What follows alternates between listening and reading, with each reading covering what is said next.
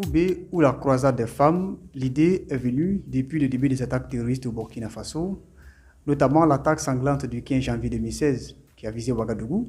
J'ai toujours nourri l'ambition d'écrire quelque chose de tangible, de concret, de palpable, afin de contribuer considérablement à lutter contre le terrorisme au Burkina Faso.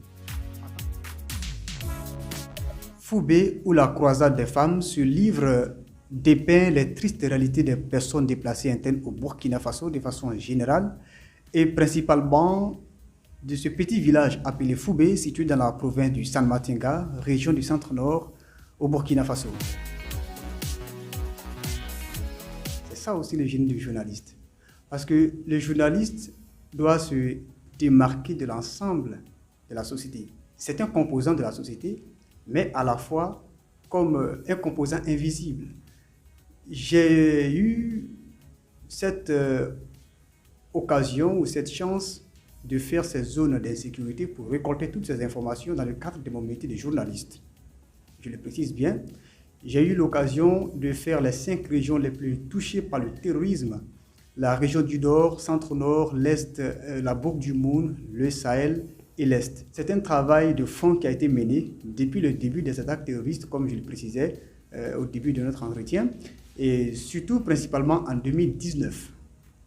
J'ai fait des voyages où, en son temps, il y a des localités où, pour y aller, c'est une véritable traversée du désert.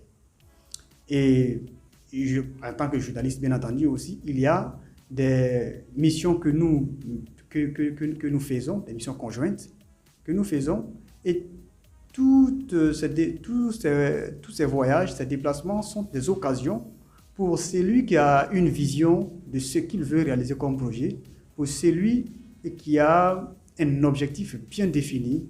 Il peut profiter en tout cas de toutes ces occasions pour mettre à profit son génie créateur pour réaliser ce projet. Et c'est ce que Zonga a tout simplement fait.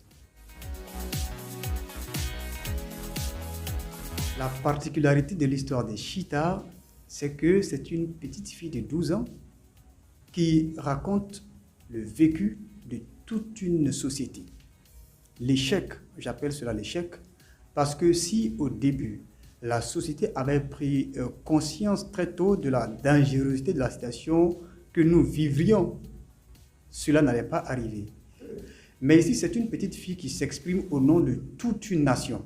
Cette petite fille s'appelle Chita, qui commence à raconter son histoire dans un petit village paisible, avec son père, sa mère et ses 2 marâtres. Son père qui a 15 enfants, sa mère qui en a 7, et la deuxième qui a 3, et la dernière qui a, la deuxième qui a 5 et la dernière qui a 3, donc 15 enfants. Et elle est la 4e de sa famille. Elle commence à raconter cette vie paisible où il y avait la paix jusqu'à ce que son père, qui aime beaucoup consommer l'information, qui aime écouter la radio, a appris la guerre en Afghanistan qui, depuis presque, disons, 30 ans, ce pays était plongé dans une guerre insensée dont on ignorait véritablement les raisons. Jusqu'à ce qu'il y ait la chute de la Libye le 11 octobre 2011 avec l'assassinat du guide libyen Muammar Kadhafi. Et son père les réunit et leur dit: à partir d'aujourd'hui, nous sommes tous foutus. Toute l'Afrique de l'Ouest, surtout le Sahel, va sombrer dans le chaos. Quand le vieux exprimait son inquiétude, aucun membre de la famille ne comprenait son inquiétude. Et tout le monde se mettait à rire en lui disant: oh, laisse tomber cette affaire de guerre, laisse tomber cette affaire de tuerie. C'est à cause de toutes ces histoires que nous n'aimons pas écouter ta radio. Jusqu'à ce qu'un matin, il se réveille sous le bruit des armes. Et ça a continué jusqu'à aujourd'hui. Et vous découvrez à la fin de ce livre-là que cette petite fille, au finish, a perdu son père et sa mère, a perdu également certains de ses frères, et il ne lui reste seulement que 2 de ses frères. Dans la vraie vie, Chita existe. Chita existe en ce sens que Chita représente toutes ces femmes que vous voyez, même dans les rues de Ouagadougou. Chita, c'est cette femme au bord de la route au feu tricolore de Ouagadougou qui vous tend la main chaque matin ou chaque soir lorsque vous sortez et rentrez à la maison. Elle vous tend la main. Avant la sortie de ce livre, il y a eu d'énormes difficultés. Parce que d'abord, pour faire parler une personne déplacée interne, c'est tout un problème. Ces personnes hésitent de s'exprimer dans le micro, surtout quand il s'agit de questions sensibles. Comme vous l'avez très bien dit, l'information est contrôlée.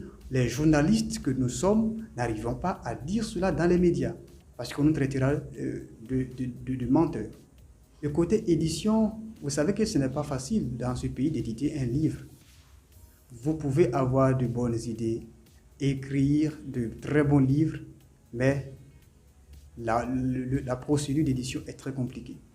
Et figurez-vous, personnellement, j'ai adressé plus de 25 correspondances à des institutions dans ce pays-là, à des personnalités, mais personne ne m'a répondu. J'ai tapé à des portes, mais je n'ai pas coupé l'échine. J'ai dit c'est un projet qui me tient à cœur, il va falloir que je fasse tout mon possible pour que, au second semestre de l'année 2021, que ce livre voit le jour. Et par la grâce de Dieu, par la grâce de l'univers bienveillant, nous voilà aujourd'hui, face à vous, en train de parler de ce projet, de ce livre qui enfin a vu le jour. Après la sortie de ce livre, c'est de faire don de 10 tonnes de vivres aux populations déplacées internes au Burkina Faso, notamment des 5 régions les plus frappées par le terrorisme.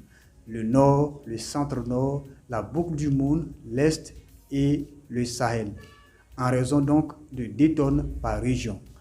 Après cette action, nous allons développer encore des initiatives, des projets pour faire de telle sorte que dans ce pays-là, qu'il y ait des personnes, dans la mesure du possible, de soutenir les enfants des déplacés internes, les parrainer pour leur éducation scolaire, les parrainer pour des formations professionnelles, les parrainer pour des formations aux activités génératives de revenus, parce que ne perdons pas de vue la réalité en face. Si nous n'y prenons pas garde, ce sont ces enfants-là qui, demain, viendront, bon gré, mal gré, nous attaquer. Parce qu'il arrivera un moment où il y aurait des Burkinabés qui vont s'engager dans les groupes terroristes, non pas par gaieté de cœur, mais juste pour survivre. Parce qu'il faut avoir le ventre plein, il faut avoir l'esprit tranquille, l'âme tranquille, afin que le corps puisse respirer. Depuis la sortie de ce livre le 11 septembre 2021, jusqu'à présent, je n'ai pas reçu de contact, je n'ai pas reçu d'invitation, mais je reste toujours patient. Foubé aujourd'hui est dans une situation d'asphyxie alimentaire. Foubé aujourd'hui est coupé du reste de la région du centre-nord. Foubé aujourd'hui est bourré d'une population qui peine à avoir un demi-repas par jour. Foubé est bourré aujourd'hui de populations qui vivent dans l'incertitude totale. Foubé est bourré aujourd'hui de personnes qui ne savent plus à quel sein se vouer. Et nous pensons que ce livre-là va permettre de lever le lièvre afin que tous les villages qui sont dans cette situation puissent avoir un secours favorable. Ensemble, redonner le sourire à la terre, un Burkina nouveau, plus solidaire dans la différence est possible.